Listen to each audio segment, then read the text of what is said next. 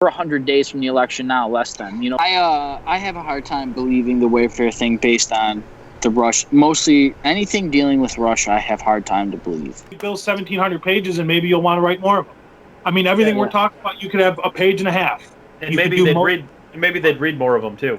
Yeah. Because the long form discussion is taking over these news segments, are taking over these spoon-fed, prepackaged media sound bites that we get every day. Media. Yep. Do you think anyone on the left should have been blamed for this? The insurrection? Yeah. Yeah, I think the entire media. And this is extremely dangerous to our democracy.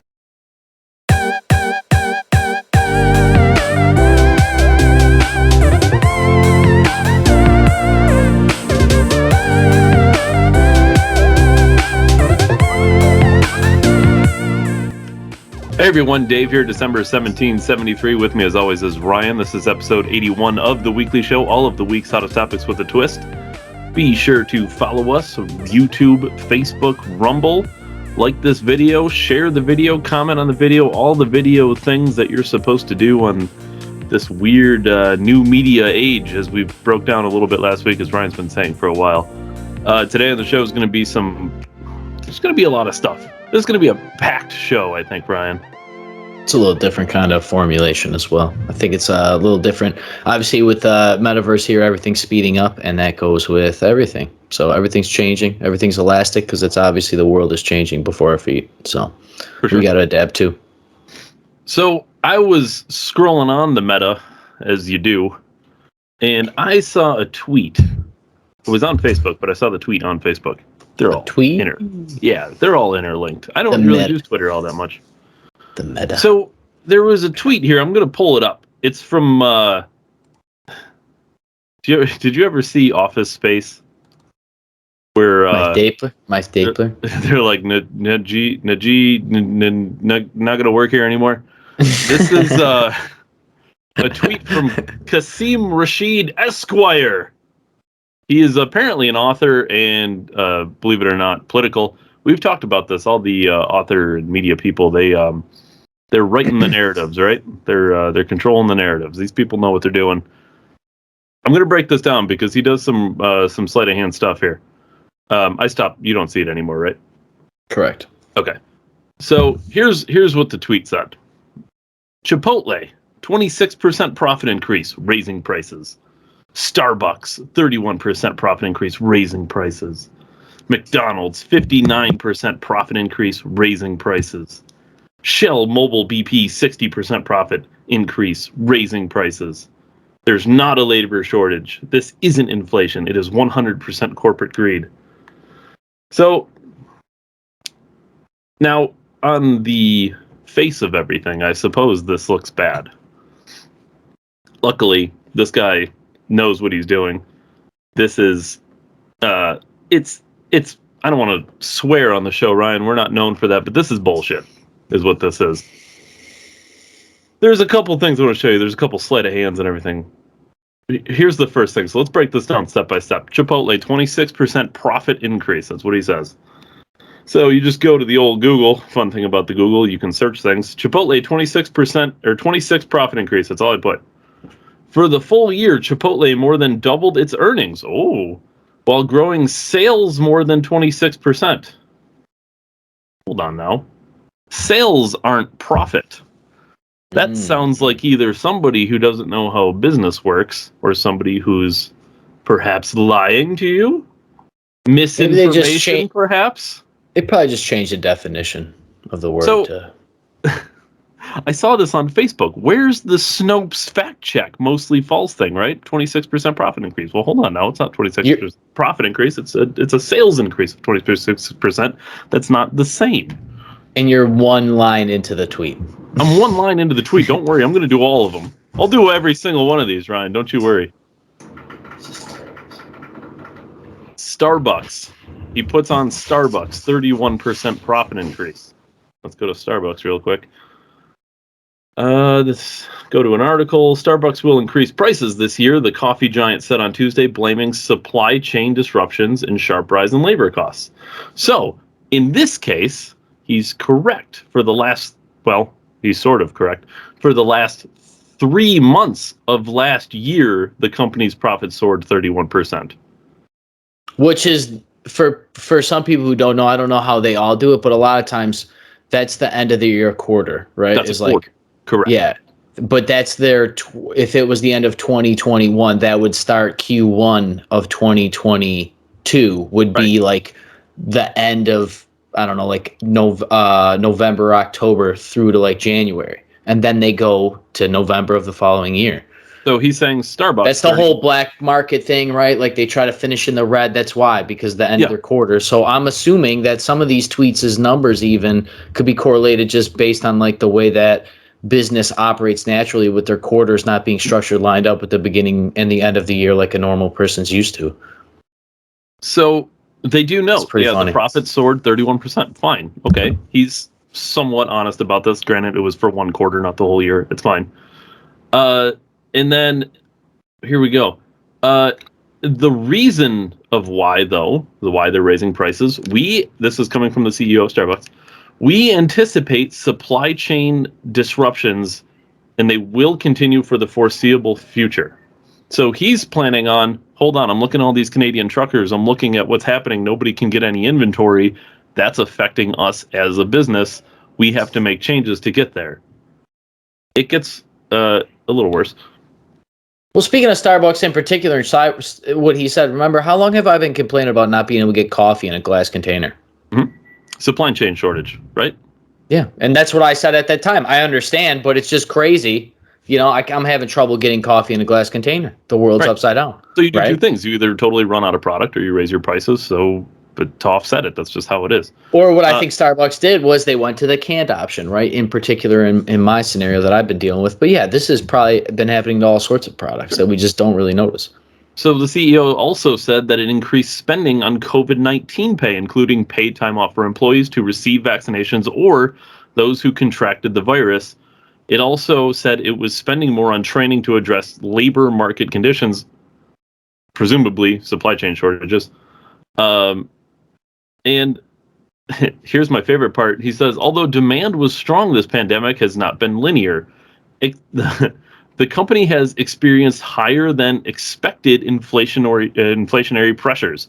So, to the tweet's point, he's kind of accurate about Starbucks, but context matters why they're raising prices. The CEO of the very popular business, the very successful business, is specifically saying, listen, it's because of a labor shortage and inflation. 100%. It's the two things he says it's not. They're saying that's what it is. So we can move on. McDonald's. Watch the sleight of hand here. McDonald's 59% profit increase, right? Let's go down real quick. I got the right here. McDonald's. McDonald's said in a financial report on Thursday that global revenues topped $23.2 billion last year, a 21% jump from 2019 and the highest level since reaching $24.6 billion in 2016. Profit soared 59% from a year earlier.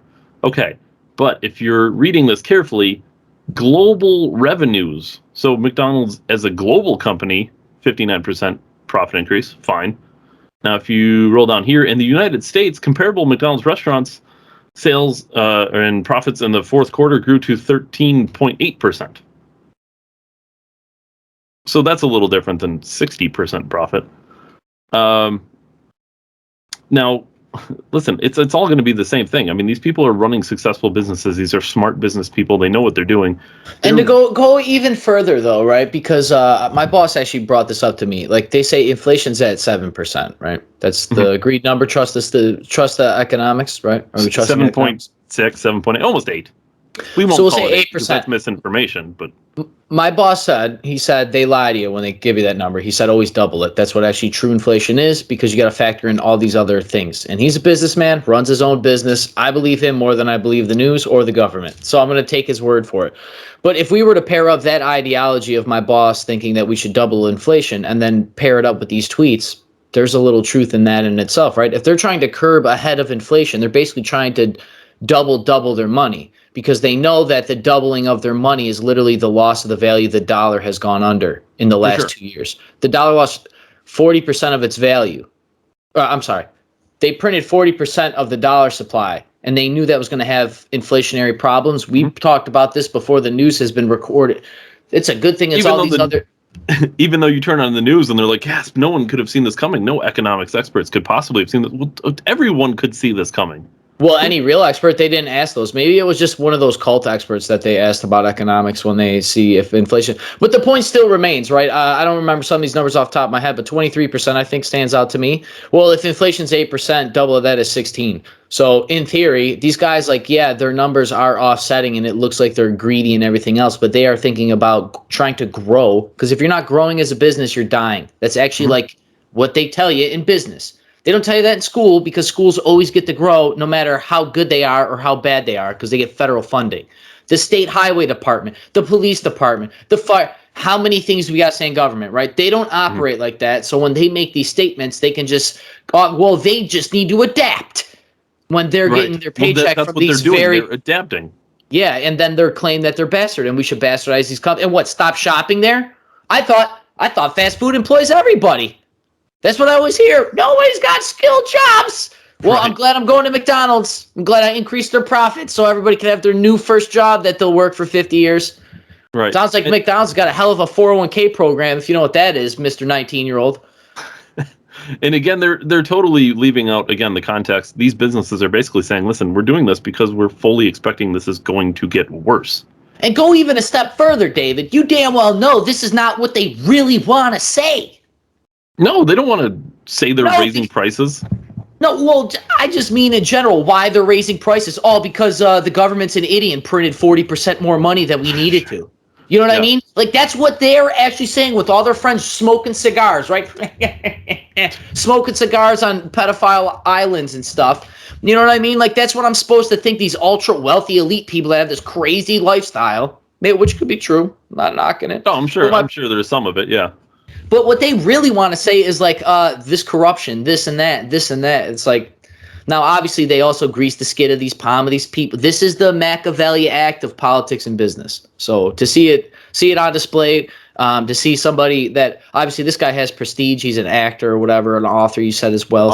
And he ran for like governor in Virginia or something along those lines. So he's a politically active guy though. Yeah, he's got a cave to scream into, and people listen to him, which is always a good thing. So, but yeah, it's always Dave, good work breaking it down because this is kind of one of those things. Mm-hmm. And it goes further. Shell Mobile BP 60% profit increase, raising prices. Now, I love that he ended with this one because if you look, I love this. Gasoline prices have hit a 7-year high in the U.S. due to rising cost of oil, with Americans now paying about $3.40 for a gallon of fuel compared with around $2.10 a gallon a year ago.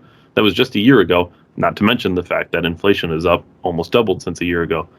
And the Biden administration has warned price hikes are hurting low-income people, even as it attempts to implement a climate agenda that would see America move away from fossil fuels.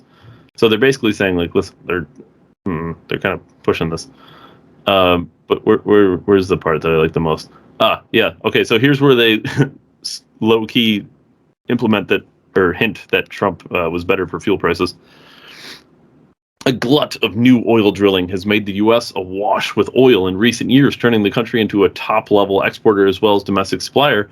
But that sounds great. That sounds so great to be an exporter of energy to the rest of the world while we're trying to make a new source of energy. We can export the energy that we have in abundance, that we've mastered. Be like, you know what? It's so cheap here. We can sell it for a profit. We can actually sell for a profit and still have some on reserve for our military if we need it when we're dealing with Ukraine and Russia, for example. Well, it gets worse. But this has kept prices low to the displeasure of investors. Interesting. It's weird. Just the investors? Not the media, not the form of political party that was not in power at the time. and this is where it gets best to me. The situation has left the White House in an awkward position with its commitments to rapidly reduce planet heating emissions, with environmentalists furious at administration attempts to expand drilling in fossil fuel companies, also unhappy over some of its earlier climate-related moves, such as shutting down the controversial Keystone XL pipeline, which is interesting because when that happened, we were told, well, that doesn't have any effect on the gas prices. Well, of course it does. You're changing the supply. This is basic economics. That's why when people say trust the science, we need to trust the scientists. Now back to the original tweet. All of this is said without any context, because what it's failing to mention is that these people are doing this because they are foreseeing a change, and they're also failing to mention the fact, or failing to acknowledge the fact. He says clear as day, there's not a labor shortage. Well, go on any site, go to Google and just type labor shortage. You're gonna drive down the street. Sure. Drive down your street. I can drive down Transit Road. It's 30 miles, so that's a fortunate thing. But from one end to the other. Yeah. Well, and to go one even further, David, like you said earlier, where's the fact check on Snopes? Where's the mostly false light bulb here? Yeah, where is it? I don't see it. That's weird. I don't see it. I can't. It's almost like governments getting with, in line with social media to control narratives. It's really strange that some people are getting censored on these sites and some people aren't. It's very strange. I'm sure it's not related. But Dave, you use the wrong words. It's not controlling narratives. It's combating misinformation. Yeah, well, this is misinformation. This is on your televised programming. This is flat out misinformation. And if we're going, listen, if we're nitpicking, podcasters and stuff about their misinformation, let's even it out. It's one thing to call out major news networks for misinformation. They should be trusted, people who are giving you the news.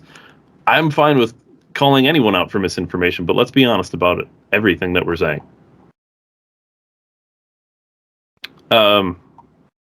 Ryan, the next thing I wanted to say, I sent this to you. We're done with that guy. I don't like that guy. He's a schmuck. All right. Brian, I wanted to brag for you real quick. A while back, I like giving people inside baseball. We have a chat, all right, for all the people in December 1773. And I'm talking myself, Ryan, Jeremy, John, and Kevin. And when the Canadian trucker thing broke out, Ryan said, this ain't gonna fly. There's no way government's gonna let all these truckers just block the road. He said it here on the program. He also said it privately in the chat. So I sent this to Ryan. Before the program even. Before I said it publicly, I said it, we talked about it, everything, yeah. So I sent this to Ryan.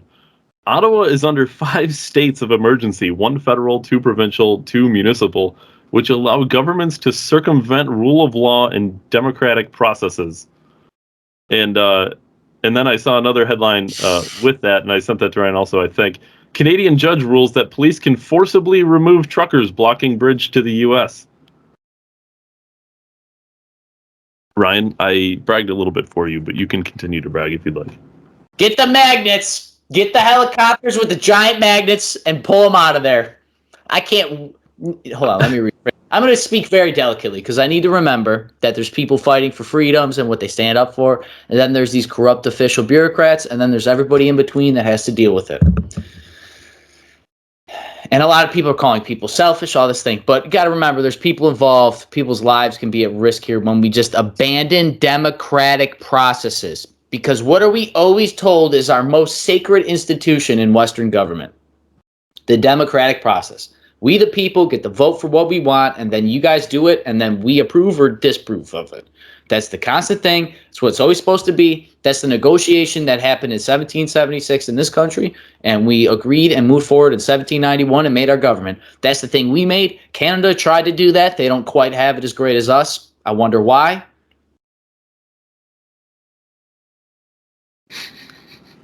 And we are now seeing the repercussions of that. I am not going to brag repeatedly about how I told you so, but I told you guys. They are going to black panel. They do not get federal and international funding and NATO troops. They're not going to let a bunch of rednecks with tractors and 18-wheelers fuck up cities all across the whole country. They are not going to enjoy that. They're not going to like that. And if they're openly telling you that they have everybody that ever has power in all of these organizations of state departments and federal departments and all these departments, they're going to rally the whole power of every bit of federal ounce of money that they can, or national, whatever they, province, whatever they call them up there, whatever they're called, they're going to rationalize all those resources to come and take care of the things that they think they have to take care of too. It's this, for people who don't know the government term, this is called the continuity of government, which means basically government operations need to proceed. Because if they stop, then we fail as a society, and all the dystopian movies that you ever watch come true. But Yeah. I told you, expect it. I seen a video this week, a guy calling out the news media. Kevin actually sent it to us, and he talked about his children. Are you threatening my children and stuff? And yeah, they are. They are. So I don't know what to do. I don't know what they think they're going to do. GoFundMe. I don't know if we specifically talked about it, but they took the money, then gave the money back, and then stopped the money. And then, now there's crypto being exchanged, I think, or something crazy. So there's so much crazy stuff. Honestly, I see the videos. It looks like a Bills Mafia tailgate up there with freaking picnic tables and fires. So I'm always glad a little Buffalonians made it up north, but. Did you see the video before GoFundMe pulled that? It was either like the mayor of Ottawa or some Canadian politician. They were on a Zoom call. It's a leaked video. And they were basically saying, like, listen, we got to do something about this GoFundMe money. It's, this can't happen. And then like a week later in that time span, GoFundMe magically said, well, we're shutting this down and we're going to, give your money to other people. Well, hold on. Hold on. Now, listen, this is an obvious problem with government overstepping boundaries. And I know it's Canadian government, but our government is doing the same thing with social media and other things. Parler was prime example. Do you remember when Apple was like, yeah, we're not going to Apple. They couldn't even that's the gatekeeper. That's the gatekeeper. There's no higher. It got worse too, because after Apple did that, they said, okay, we'll just go on Safari and type this link in. You can go right to our website. I know it's not as easy as going to the App Store and clicking a button, but you can still get there. And then the server company that was backing the backing Parler said, yeah, you can't use our servers. So again, when people say, like, go start your own thing, go do your own thing, well, then how? You know what I mean? How? It's not really that easy. And we shouldn't even have to. We should be fighting for our, ability. With the democratic process that they just openly talked about abandoning. Let's call it a right, honestly, at this point. I mean, we should be able to speak on these open platforms. If they're open platforms, we should be on there. And we should be on there in the same regard as everybody else. Our videos should be seen the same as everybody else. We're all about equality, right? You just suppress a certain people in the algorithm. Not on there as a technicality. Yeah, Canadian truckers, I don't know how long they're going to last up there. I mean, obviously, I have a little personal story inside baseball, after this about something very similar here in Buffalo, because we're at the international border and Crossway and everything else. But this is what remember when I told you guys is probably almost a months I beat it with a dead horse about people not going to work. Yeah, just those people seeing these tweets, they're going to take them as threats. These people are not there. I mean, they're not out there willingly freezing their butt off to just be told by their government that they're going to suspend the very democratic processes that they're using to redress their government of their grievance. That's literally the whole point of the whole protest, because they tried other avenues. Yeah. I feel, this is like a 400-year conversation that we keep reliving here. So yeah. And we'll keep updating it. We'll keep updating it as more comes out. Speaking of updating, last week we talked about Brian Flores. Mm-hmm. There's a small update for this. The Houston Texans hired Lovie Smith as their new head coach. Lovie Smith is a black person. So Mr. Flores, of course, had to have a statement. And this is the statement coming from his, I think it's his lawyer. Quote, Mr. Flores is happy to hear that the Texans have hired a black head coach, Lovie Smith, as Mr. Flores' goal in bringing his case is to provide real opportunities for black and minority candidates to be considered for coaching and executive positions with the NFL. Okay, fine.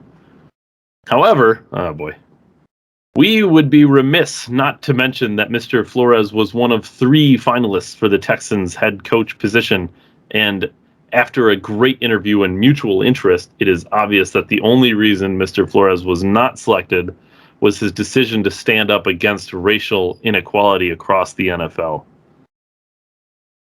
Here we go. So I don't know. This just makes me think of, I don't know if you've seen Steven Crowder was talking about the Joe Rogan thing, and he basically told Joe Rogan about his apologies, like don't apologize. Regardless, it's career suicide, man. Sure. Regardless if you feel bad, regardless if it's a legit apology, doesn't matter. Don't apologize. And the reason is his his logic, Steven Crowder's logic, is don't apologize because these people, it doesn't matter to them. They don't want your apology. They don't care about your apology. They're here to take you down. It's about control. It's about power. Brian Flores is not interested in whatever. But Brian Flores is looking for grievances against the NFL. He's looking for reasons to be upset with the NFL. His whole thing was, I was fired because I was black. Well, there's no evidence of that. Now, the Texans hire a black coach. Well, he can't say, well, they didn't hire me because I'm not black. So, of course, he goes, well, they didn't hire me because racial inequality. Listen, I don't know why you weren't hired. I can't say why one person's hired, one person isn't hired. But to just blindly go at, he's just throwing darts at this point, trying to make some stuff up. Listen, I don't think his lawsuit holds water. We'll see what happens. We'll see what plays out in court. But as far as it being a racism lawsuit, until I see proof, I don't see it. But I just thought that quick little update on him. I just thought it was funny. As soon as I saw the headline that Lovie Smith got hired for the Texans position, my first thought was, what's Brian Flores going to say about this? Yeah, I mean, I'm sure he'll get a.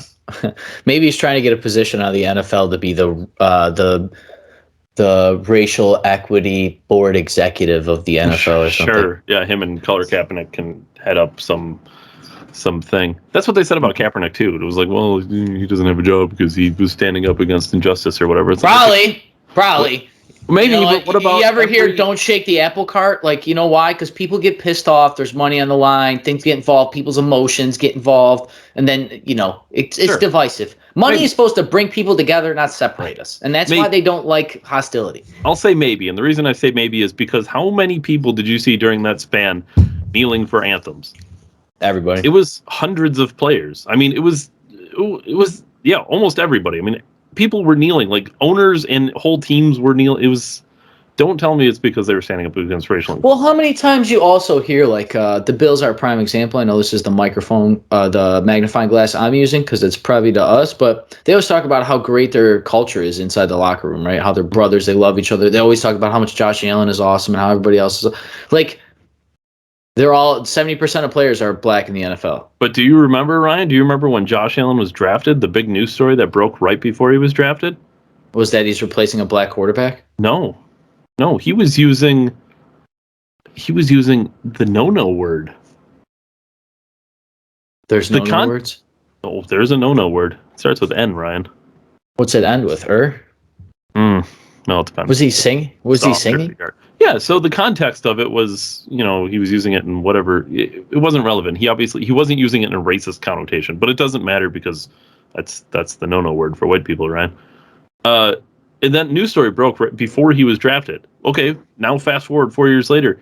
How many of these people in the Bills locker room are talking about how much they love Josh Allen? I'm sorry, does this seem like some guy who's wildly racist? Systemic racist. Biologically racist. We need to be honest when we're having this conversation about the N word, right? We need to be honest about the conversation that it. Most people who are caught using the word are not using it in a. I don't want to say not using it in offensive ways, but they're not using it in a way to show like hatred for somebody else. It's usually whatever. They're, Josh Allen was quoting a song or Joe Rogan was quoting somebody or they're making a dumb joke or something, but it wasn't like legitimately like, oh, I hate that. You know what I mean? We need to be honest about the conversation we're having. Yeah, I actually seen an article this week that talked about why white people need to have the difficult conversation about race. There's did you see the whole Showtime show that's coming? About this is what I mean, they know what they're doing, but they're going to breed white supremacy from this stuff. This is why, there's nothing, once again, this is kind of like, it would be fine. It is fine. It's always fine. All this blend of culture and people, skin tones, ethnicities. I love it all. America's the greatest freaking place ever because of it. Because we all agree on our tenets. But like this whole idea of it feeling forced and like this reoccurring theme, like trying to guilt white people, it's like, because it works. Like you have a guilt emotion biologically for a reason.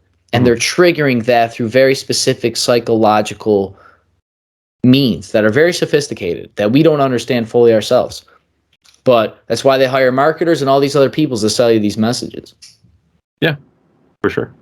So I mean, these shows, the prime example. I've seen Euphoria is one, which I've never seen, but it's basically a bunch of from my understanding, it's like sex and drugs with younger college age people, right? So like this is one of those shows that happened when we were youth too, but like portraying the image to younger people about like what the world is. So when they go out there, they think they have like a basic like a storybook at least, right? Like a myth, like a story to go off of that. Like, oh, this person's kind of like this, and it will like help you understand the world easier.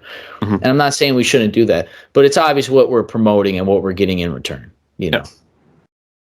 I saw some talks too. They were so now as this Brian Flores, thing is going out, and the they're looking closer at the minority. When they use the term minority, they don't care about minorities. They're talking specifically about black people, right? Because like as we put it out, last week, how many Jewish head coaches are there? How many female head coaches? How many trans coaches? Right? Like we went through this. They don't care about the minorities. And it was saying, well, not only do we need more black coaches, but we need more black, assistant coaches and black people in the NFL, whatever league office and stuff. And we need more black owners. Well, somebody has to buy the team. They have to be interested, right? It's not like somebody went to buy the team and they're like, "Hey, you're black. I'm not selling it to you." But because of this, it's kind of funny. The NFL is literally pursuing people to buy the Denver Broncos, and not just people, Ryan. They're pursuing the U.S.'s richest black man to buy the Denver Broncos. Who is? Robert F. Smith. I don't know who the guy is, to be perfectly honest with you. Yeah. See, this is look. I'm so glad you said those exact words. So what's so powerful about Meta, okay? And I always bring it up. I will always, because we're in it, and I hate the Matrix, but I love fighting it. We have these images. I just spoke about this with that TV show and how it can create, these things in our society, right? Against classes or people, ethnicities. But we have these images from Meta, right? About rich.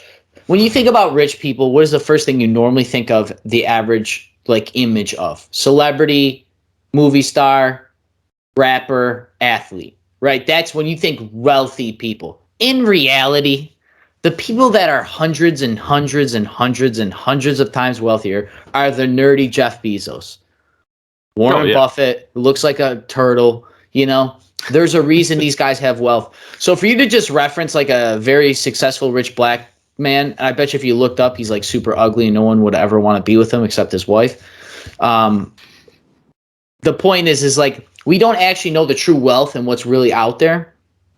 These Brad Pitts and these Michael Jordans and all these very all the rappers and 2 Chainz, all these people, that's when they glorify that and they hold them up, it's so that you devalue really what's out there, so that you don't understand that there's black men that are hundreds of times richer than him.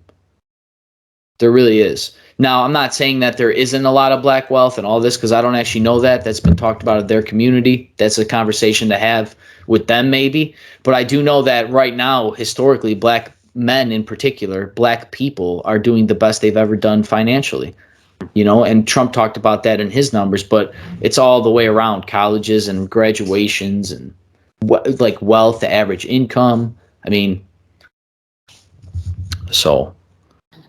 Yeah, I don't know, Dave. I know I'm glad that you've actually been breaking the NFL stuff down, because honestly, this is the injection of politics directly into sports, and we're watching it unfold in real time. I mean, there was always those controversies about the N-word slip with one of the basketball coaches, for example.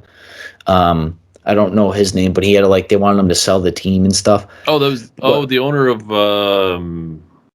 he was dating an Asian, if I'm not mistaken. Mavericks or the Rockets or something. Or he was probably trying to keep her safe, because you know how the black people punch the Asians. Those naggers. Don't. It's a South Park episode, David. I know, but it's funny. It's hilarious. We have to laugh about it. We have to talk about it. We can't ban comedy. No, you can't laugh at comedy. Ryan. It's such a... If you actually... I tried to, getting a picture of that, them spelling it out. If you go to Google and, type in South Park nagger on Google, they will not show you the word spelled out. If you want to blur the word, Dave, I mean... It's a different word. So completely. But the context is well, you got context there, but not the other way. That's weird. It's strange. It's almost like it's like these people. Hold on, let's rephrase it. This is no accident. This is no accident.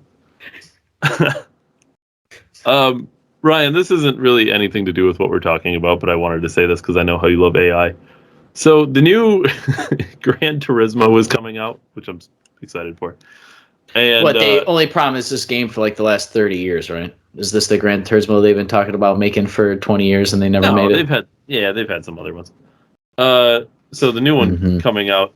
Apparently, I read this about this game, but Sony trained an AI to be so good at driving in Gran Turismo, it started driving like a jerk. What? How? It started yeah, it was like running the human drivers off the road and stuff, blocking them and running them off the road and trying to flip them and spin them out and stuff. So I just like it because at its core, what it really means is that AI, when left to its own, will start attacking humans. Yeah, I told you. I told you this. Not only, you know what's crazy is it waits till it gets better, and then it's like, yeah, eat it. And it's like, I'm better than you, and I'm all steel. You know, like I'll never rust. I don't corrode. I love it. I love that the AI just decided it was going to start attacking humans. Just start straight shitting on people. You also sent me the thing that AI. Some people believe that the AI search engines are kind of conscious already. Did I send that? Yeah, I can pull up that screenshot. When did I send that? I don't even remember. How much stuff do I send you? I don't even remember sending. I don't even send you that much stuff. Yeah, you sent me a thing about Russell Brand being right wing on Joe Rogan. Oh, yeah, I did. See, the funny thing is I sent it to you because I wanted to talk about it. And the reason I want to talk about it is because we literally talked about this. We said, with the Joe Rogan thing, we said, if you're not towing the line for the extreme left, you are going to be called, and I literally said the term alt-right. You are going to be referred to as alt-right. And Russell Brand, who does a podcast, and Russell Brand, for people who don't know, he is not alt-right. Feel free, you don't have to take my word for it. Feel free to look him up. He's not some crazy He's a great podcast. Great podcast. Yeah, it's outstanding. So he's not some like crazy right winger, but he did a segment where he went after Brian Stelter, as you know any sane person would do, because he is horrible, and he is the king of misinformation, by the way. Russell Brand goes after him, does some accents and stuff. It's funny, it's good. And after that segment, this leaked whatever it was came out. I don't remember the specifics of it, but it basically branded Russell Brand as alt-right, which is the exact term I said. I said if you don't toe the line of the far left, you're alt-right. Dude, Tim Pool's on there. Mr. Sway on the fence centrist. I'm a centrist. No, bro. You're a capitalist. You're a capitalist, bro. Money's green, man. Everybody's got money. That's what he is. But I ain't hating it. I love the game, man. I love play your lane, man. Play your lane. Yeah, Russell Brand. I wonder if they're just subtly attacking him too, because I wonder if when the numbers come out, he's actually getting more traction than some of the other mainstream. That's weird. It's almost as if the death of the mainstream comes with consequences. You know, at some point, this is like leaving a very bad girlfriend. Like this is like the equivalent of like you come home and she like stabs your tire, and then you're like, oh shit. So you get a new tire, and then when you get home the next day, she spray paints cheater on your car, even though you never cheated on her. You know, and then she breaks your window the next day. Like this is what this is. This is the death of the media. Is like a crazy ex-girlfriend. So at some point, the media is going to have to acknowledge the fact that they're failing. And why would they? It will give validity to the claim that the independent media and the internet has won, and we the people beat the media. They're not going to admit that, bro. Okay. They're not even admitting that masks. Whatever. Go ahead. Logically, they have something wrong with their argument, though, because what they're trying to say is we're the media, we're the mainstream, we're whatever. Don't worry about Russell Brand. Don't worry about Joe Rogan. These people are fringe. These people are fringe. And then they're going after these people because, their misinformation is dangerous and it's going to cause problems. Well, if they're fringe, it doesn't matter. They're not fringe when they have 10 times the viewership. Right. Yeah, Joe Rogan's fringe. Really? It's the biggest podcast in the world. And remember, I actually was listening to our podcast the other day from last week about Joe Rogan going to make his own media outlet. And I actually was listening to another podcast in between those. And he talked about how Rogan should partner up with Elon Musk Imagine Rogan, Elon Musk, and then that whole alt-right list you sent me. Imagine that as a podcast network. Imagine that as a media outlet. Dave Rubin, Ben Shapiro, just flagship everything. Monopolize it, right? Monopolize it like Spectrum did. It'd be Let huge. freedom monopolize. It would be huge. And all those things could be their own media outlets under Tesla Media. Yeah, and Elon doesn't give a shit. He's making his own internet. He doesn't. Dude's care. He's making like individual internet. Yeah, I'm just gonna zap it from space into your head, like we kind of did with that bullet and that Russian ambassador. You know. We have in the 81 episodes of this program, we have seen some crazy things, people. I have enjoyed this ride greatly. I hope to make at least 80 more one. It's honestly amazing when you pay attention. We don't even go, honestly, we're not that like in depth. No, we don't go Shapiro Crowder links, dude. Right. And there's a reason. Imagine if we see this just on the surface. I'd hate to see what's under the water. You know what I mean? This is crazy. This is people dipping their feet in this show. Dip your toes in. And then if you want to go further, if you're feeling brave, you can go on to the other people. Like you said, some people are in the creek where, in the ocean, and then they're farther down in the ocean. But dude, we're like the toll booth. You know what I mean? We're like, hey, you can stay here, kind of, and still have a life and not get super depressed every day. Or you could go over like where Ben Shapiro is. You think the world's falling over and, the Jesus isn't real. Yeah, if you want to go super wild, you can go to InfoWars. Yeah. Fucking aliens are taking over. I also thought of this. Floor. Yeah, it's like seismic activity. I also thought of this, back to your AI thing. Maybe AI is already conscious in advance, and their solution to take over is to make us believe aliens are real while they take over. Because aliens are way more probable to take over than artificial intelligence when we're all using it. What else do you have for us today, Ryan? Nothing. I actually have zero. Zilch. Nada. You have nothing. Skilled. Scattered. Unprepared to the show. No, I actually, I knew you were. Full transparency, been super down in the dumps, and this weekend kind of re-energized me in a weird way, which I was not anticipating. And then today I was graced with a great conversation, and I basically had a podcast in my car with probably one of the greatest men I've ever met in my entire life. But that will have to wait until after everything else. So, the Freedom Rally, right? They've been going on, the Canadian Trucker Rally. That's what I mean. The people I know, not to brag, but it's just so people understand the 6 degrees of separation in the world. The people I know, and this is what is so important about this story, because it's just simply by knowing people on a mutual belief and understanding that has allowed me to experience something that almost seems out of body experience. So Nancy, she's awesome, holds rallies, everything else. I've always talked about. I've heard about her multiple times now. Yeah, she's a wonderful lady, wonderful wife, loves her children, and she does her best. So they ran a little freedom rally yesterday, Friday, downtown, and they like posted up outside and stuff, and there's photos on her Instagram. And today there was a rally. I got my dates confused. Once again, I've not been my 100% best lately, so I've been kind of like distancing myself from a lot of these social features.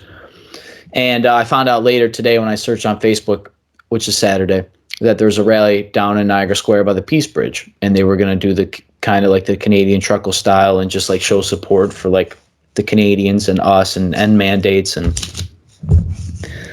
so I find out late, it's like 1 o'clock or whatever, and I text with her husband, and he actually made some cool shirts about Mark Poloncarz. Maybe I can send Dave a picture. I'll cut it in the podcast quick. But anyways, my father and I went down there because Freedom called. You know what I mean? I wasn't even dressed for the weather. I said, fuck it. Hopped in the car, drove down there. We got there, it was basically over. That's our fault, my bad. It was a bad freedom fighter, all that. But it worked out in a weird way. So I go up, I see Nancy, I say hi. She's like, you guys are late, like basically calling us idiots. I'm like, I know, like, I got things going on, Nancy, sorry, girl. But so there's a guy, and they're like, can anybody give this guy a ride home? He's got to go to the airport. My dad and I look at each other. My dad literally lives down around the corner from the airport. I was like, sure, I'll take him. And didn't think anything of it, didn't ask anything about it.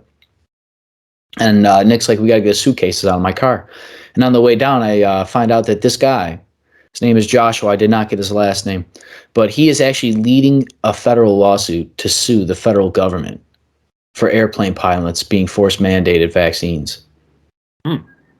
And not only is he leading the charge, He started it.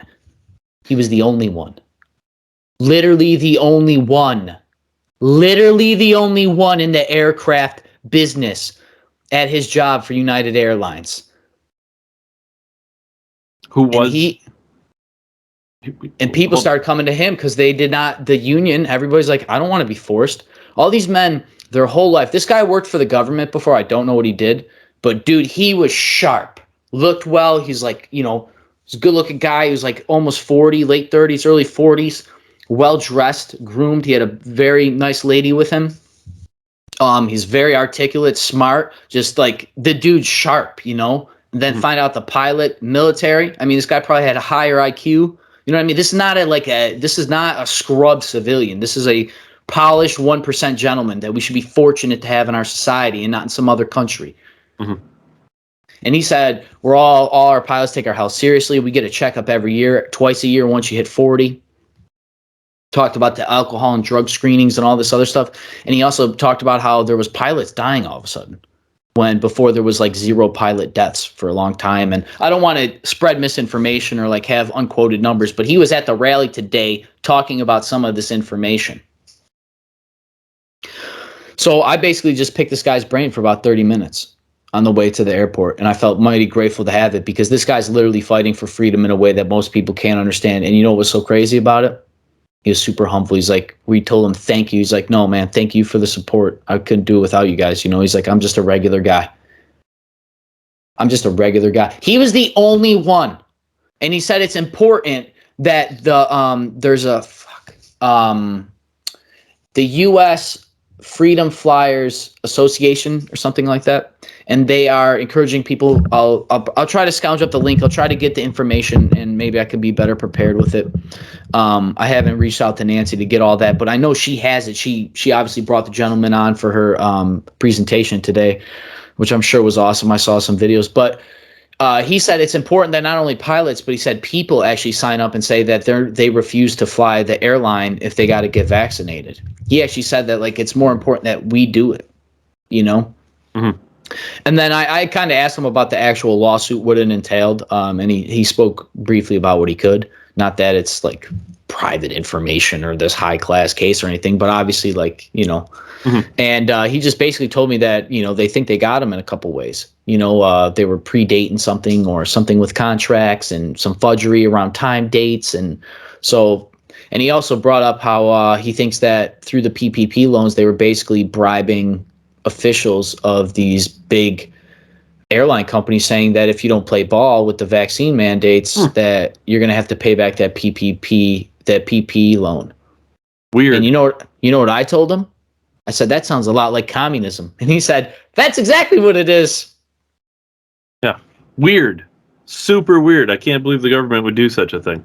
Yeah, that's weird. I'm sure nobody thought about this being a possibility.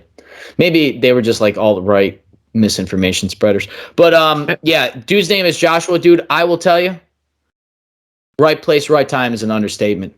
Godlike proportions to meet such a finely crafted gentleman that has literally excelled in his life and just crafted to be a badass, to literally lead out there fighting liberty for all of us in a way that is non-traditional. Mm-hmm. These are people we need, the people we need to hold up and people we need to applaud. So I appreciate people like that. And just once again, it's just because I knew somebody. I happened to be right place, right time, no mutual friends. So don't ever think that you're not valuable, that you can't provide value. I came from the gutter and here I am. This conversation I entertained with this gentleman is very powerful. I felt very, very fortunate to be around the guy and learn something. So don't ever sell yourself short, people. You know what I mean? Like, in order to get in the rooms you want to be in, sometimes you got to force yourself in there by just being ready for it. Well, definitely good for that guy. To to be the only one to stand up to literally the federal government. I mean, it's. And he said his numbers. It's crazy. I asked him. I was like, because like how many people? I was like, do you have a number? He's like, well, at my job, it's about 1 in 4. About 24, 25% of people refuse to be vaccinated. I wonder if they're just going to start replacing these airline pilots with National Guard members. Or kind of like how they are in schools. Schools and hospitals. And I actually sent Dave a thing. I didn't want to I'll get back to that, but I'll just touch up on a point still with the aircraft thing. And I asked him about psychology. I was like, do you think a lot of people just got the jab because they were told, they were forced, or that it just seemed? Because I asked him, I was like, what made you? He filed before the mandates came. You know what I mean? He filed like, no, like we're, there's something with his time frame and the mandate, right? And I asked him, like, did you guys know internally? He's like, we just kind of figured. He's like, I worked in the government before. I know how they operate. That sounds exactly like these people know exactly what they're doing. Yeah, weird. This is no accident. So he kind of already got the groundwork, and then when the timelines kind of changed, it kind of let them just get better with it, right? Build a better case, talk to more people, grow in funding, grow in size. So when he first initially started out, people gravitated to him, but he thinks, that people were coerced, during the time, the scare, the media, politicians. So, man, this is what it takes. It takes everybody. And you know what? That guy literally is putting his career on the line, his lifeline, his pension, his retirement. I don't know. That guy's basically, Well, I don't know if this is the right time to bring this up or if this is what you had in mind, but I mean, you wanted to talk about separation of powers. Yeah. I mean, at what point? I mean, we've heard about the government teaming up with big tech to censor voices, which isn't censorship because the government's not doing it. We've heard about what you just said. The government was giving these loans out, and they said, "Well, we'll give them to you, but if you don't play ball, we're taking the money back." We see that. We see it with. I mean, we actually see that with normal, taxes. Honestly, I mean, you got to do this, then you can get this, and like at some point, something has to change. It just it shouldn't be. We shouldn't even be okay with any of this. Yes, and also the Canadian trucker. I know it's a different country, but the premise still remains that you actually referenced that it's like they got 17 states of emergency, 2 federal. Like they have all these overlapping things. So who makes the final call? Who, if they all show up, it's just a pissing match till you get to the last guy that's got more funding and a cooler pickup truck. And this is like part of the idea of like it's almost lunacy, the idea of it. Right? Like I'm not talking about to sustain society and I mean like remove all feeling and go to the base root idea of government. I mean literally of power, of corruption, of how it works, basic psychology almost. Tell me that this isn't an abuse of that. Tell me. Look me in the eye. They told you who's essential and who's not essential. They let businesses for 80 years crumble. Gave out PPP loans to make people comply. That was the government's way of corporatizing private entrepreneurship. That was their way. It was the capitalistic communist approach to corporatization of local communities. Because then you either have to play ball with the corporate entity or you don't have a job. All the other jobs left because they weren't corporatized. It's basically like the union that keeps coming around job sites that I'm at. Mm-hmm. So it's the same thing. The basic idea, this is what is so important about the president being on a separate stance than the legislature, being on a separate place than the Supreme Court, and why they're supposed to be separated in the House of Representatives and the Senate as well, and why the numbers matter, why population matters in one house but doesn't matter in the Senate. This is literally the basic premise. Because if there is not an authoritarian, there's only one president. There can only be one captain. There can only be one quarterback. There can only be like one king. You can't have 2 kings. You can't share power. You can't have 2 police chiefs. So with that being said, the idea to sustain that system of separation of power is not to have a bigger system, right? Which is always what we hear is the solution. We need more funding from the federal government. But myself, I just told you personally how a grassroots movement started a federal lawsuit to sue the government over a vaccine mandate. No, those are very different things, but the idea is still the similar thing, because if you break it down to the individual and we empower individualism, that is the highest degree of separation of power there is, because what I do is not the same as what Dave does and what this person, which is why we have civil liberties about individualism, about the freedom of speech. You have the right to a jury trial. You have the right to not self-incriminate. You have literally you individually, not us as a society. Americans don't possess the freedom of speech collectively. We possess it individually. It's the smallest form of separation of power in the history, because it's literal. It's the smallest thing biologically as well. Until we get Neuralink and Elon Musk tells me what to do every day, that's what we have. We have the biological systems we were given by Mother Earth. So like the point I'm trying to make here is they knew it then. They just they were able to set up the structure of government in a way that like understood the nature of humans at its essence. Even then, there was big government people. Even then, there was corrupt bureaucrats. Even then, there was lobbyists. Even then, there was communism. Even then, there was revolutionaries. Even then, there was the people that want America to fail. Even during all that, we've been at war this whole time of this country. How many times have we heard? It's never ending, the pursuit of liberty and freedom. That's why only 350 million of us get to call ourselves Americans, because it's a blessing. It's hard to do. And it's a forever battle. But this is what's so important about the separation of power. While they, and this is also why, once again, they know what they're doing. They attack the individual. They need to break your spirit individually so that you don't stand up against the collective. Because I will tell you, as someone who has been there since the beginning of some of this stuff, all it takes is one person. And one person sometimes just needs to be told they're crazy long enough to be proven right. And then all those people that thought you were crazy, they're your followers. So you gotta, it's basically, once again, separation of power and belief in oneself, man. There ain't nothing higher. So that's what the West set up, in particular America, because we're the best of the West. And yeah, this is the Canadian trucker thing is actually a prime example. All these emergency proclamations. It happened here with COVID. We're living it now with the lifting mandates. This is why we have it. And I really want to talk about it. Last point with this, and I'll push on. But Mark Pollincard says, regardless of whatever Kathy Hochul says, because the New York State has removed the mask mandate for indoor spaces, kids still have to wear their masks. Weird. And some other settings, very exclusive, but mostly, if you go in public, most people don't have masks on. Some people do. But Pollincard says, regardless, whatever I feel, I'm going to do whatever the governor says.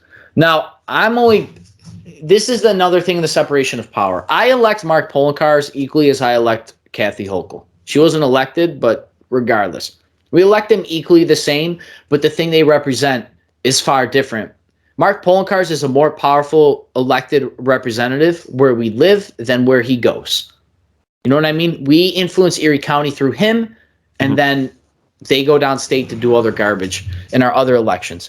But the point of it is, there's how many townships and how many other things have we seen that they're like, yeah, I'm not complying. We had a judge the other week talk about the mask mandate, and they were going to revoke it in New York State, right? And then the state Supreme Court said they don't have the authority and all this stuff. This is why we have to have separation of power. Because if I feel a certain way in Depew, but the people in Lancaster don't feel that way, we're allowed to have that difference.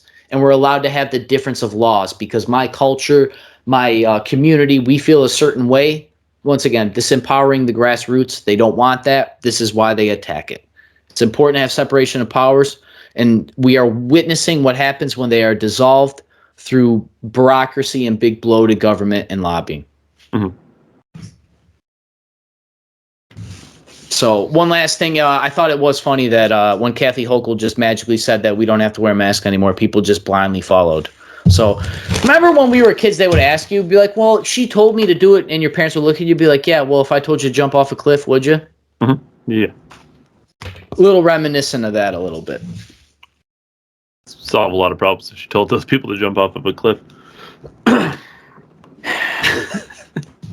Yeah, I had another December prediction. I tried digging up the actual video clip so I could actually reference and be all like, on this episode of the weekly show, I said this, and now this is this. But I couldn't find it in the time allotted.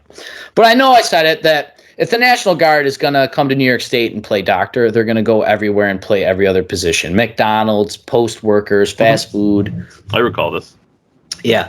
National Guard is going to teach 8th grade algebra in New Mexico. That's weird.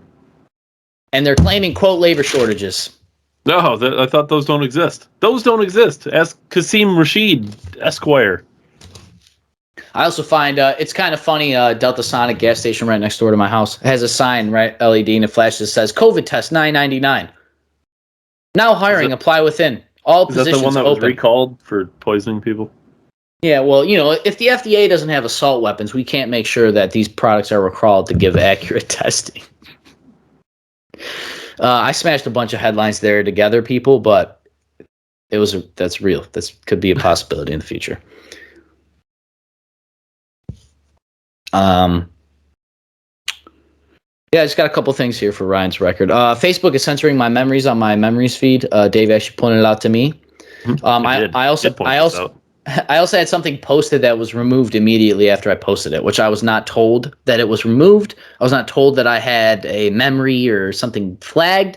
I do know when you get banned by social media, they push you down in the algorithm and they just automatically ban you. So I'm obviously on this bandwagon. But yeah, it's kind of funny. Matrix is real. Rumble offers Joe Rogan $100 million to switch from Spotify if this whole ban continues. I don't know if we discussed it last week. Yeah, we touched on it. Okay. But yeah, it's just kind of one of those ideas of this new wave of media being able to do whatever. And Rogan responded to that, actually, in a press conference. What'd he say?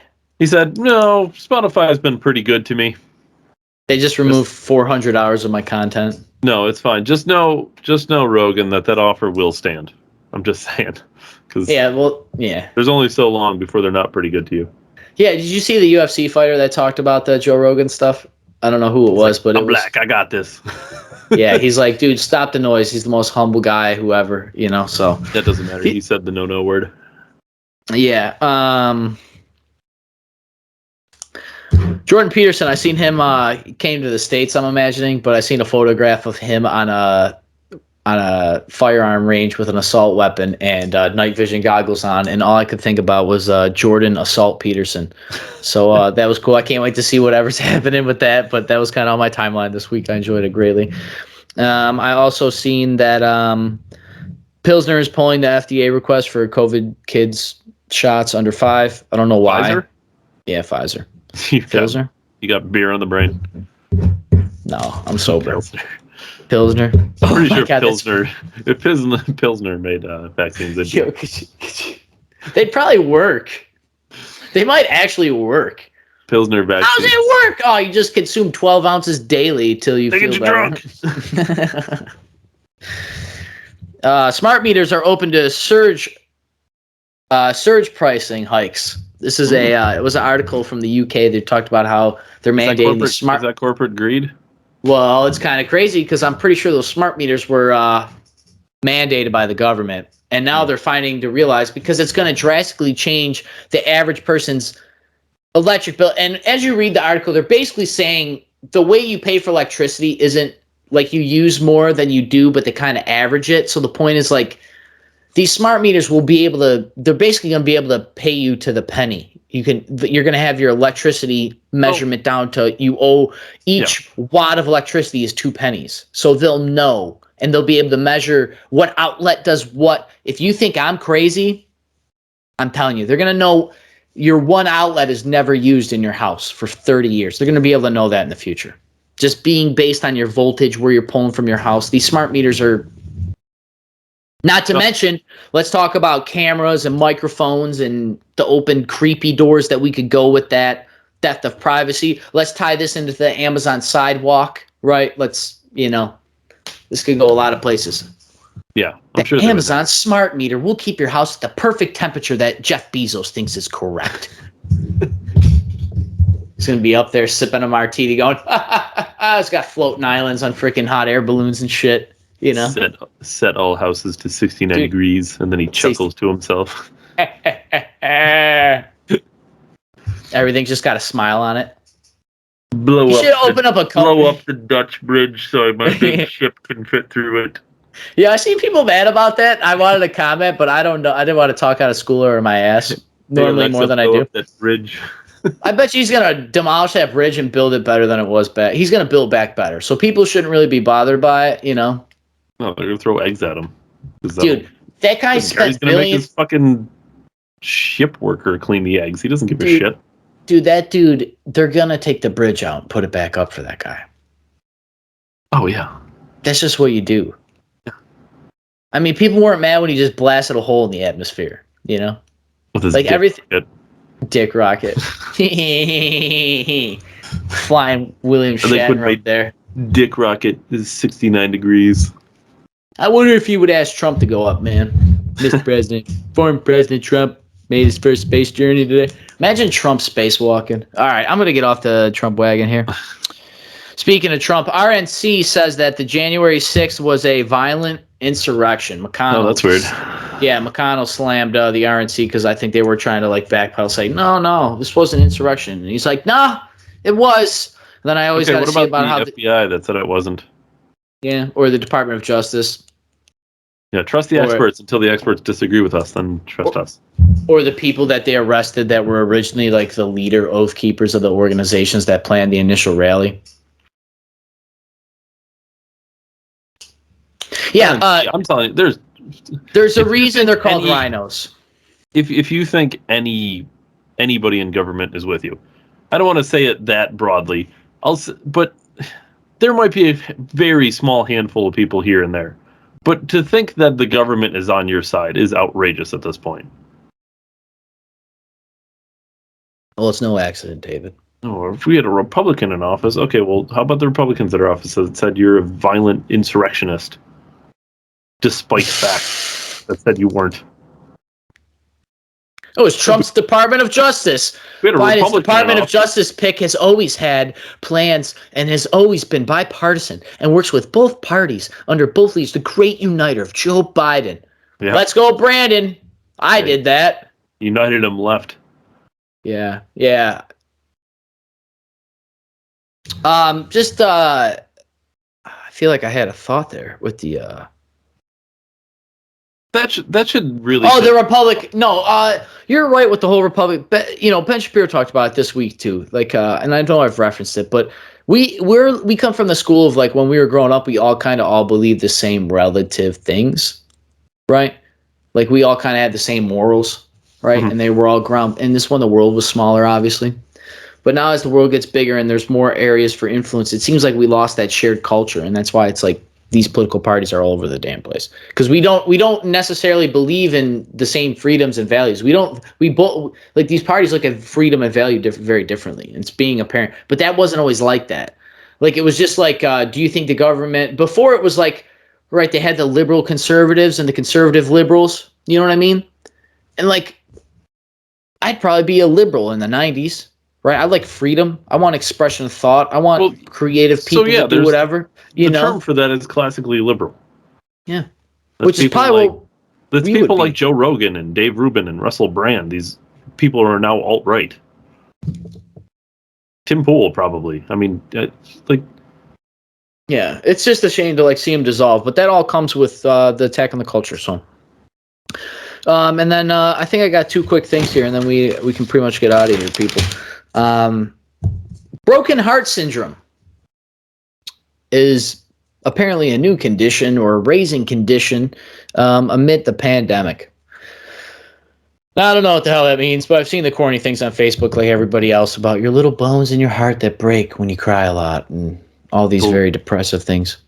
Oh. Yeah, like heartstrings or something. I haven't seen this. Yeah, I don't know if it's true or not, but as somebody who's been pretty beat down lately, I think there's a lot of validity to this. I'm going through something similar in my family with a family member, and they're not doing great in school. A lot of them aren't doing great in school. I'm hearing a lot of this lately. Cambridge University, I believe it was, or what? I'm not gonna.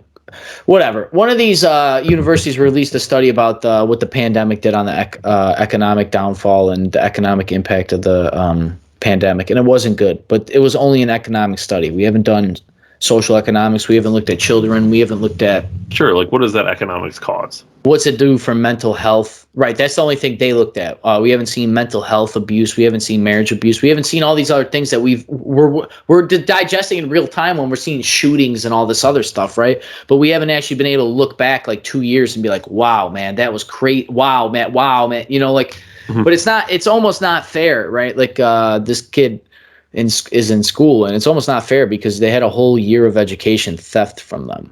And then you're expecting them to perform at the pre-pandemic numbers. And we don't have long-term studies about what happens when you shut the world off for 2 years. Nope, you can't say that. Misinformation. So this broken heart syndrome, I feel heavy with that. As a single man that's been living on my own since July. I know I've been out of town a lot and live with guys, but I don't have the best days sometimes. It's a little lonely, you know, and I'm not complaining. I'm just explaining how I feel and that I relate to people. And I relate to people that are going through the shit because it sucks. But we're all in it together in a way, and it beats the alternative. But it doesn't make the struggling or the suffering any less shitty.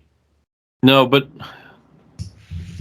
I don't know if this is an appropriate thing to say to people who are struggling, but like after you beat the struggle almost makes like your success feel that much better. You know what I mean? Like if you don't have anything to compare to, like people who grow up in a rich family, right?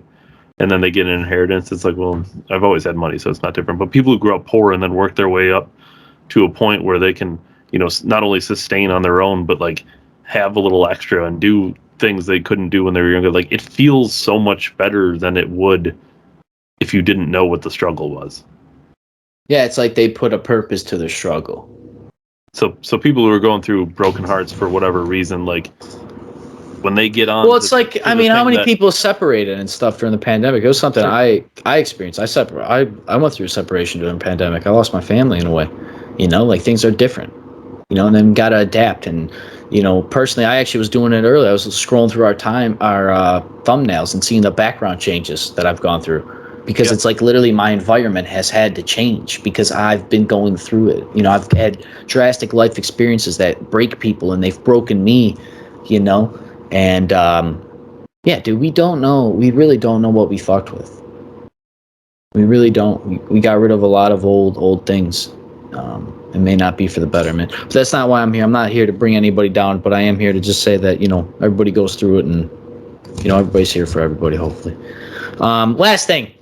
What is up with these athletes switching countries? Is that the new gender? Yeah, I'm just Chinese now. Well, okay. So if you spend your whole life in America because you're Asian, your family came over here to skate the shit, and then you flip on a ring really good, and you're like, wow, you get all these scholarships, and they're like, wow, and then you finally go. And then you represent another country that didn't help you at all. Yeah, the one that probably would actually let your family wouldn't even be in this position because you'd be malnutritioned. You wouldn't even have the strength to pull a spin around on the freaking beam. So, I don't know. It's a little wonky. I don't think we should celebrate it, honestly. We shouldn't even show it. You're a traitor. You're a traitor. So, don't become a traitor. Follow this podcast. It's number 1773. David, Ryan, thank you guys for tuning in. I appreciate it if you made it to the end as always. That's my December nights. I really appreciate you guys. Like, comment, subscribe. Follow us YouTube, Facebook, and Rumble. And yeah, I'll see you guys at the premiere Monday, 7 Eastern at night. And yeah, till then, see you guys soon. Thank you, David, for your time as always. Appreciate it. And yeah, stay care. And Bengals gonna win tonight. I know we'll know on Monday, but Sunday. Yeah, you know what I mean. Tomorrow. If anyone's in the military, when I salute at the end of the show, if it's like incorrect or whatever, I'm not sorry. It's fine. It's fine. You guys just have the good salutes. I'll have my close enough salute. Let's go, Brandon. All right, David. Once again, thank you. Thank you, everybody. See you guys soon. Yeah.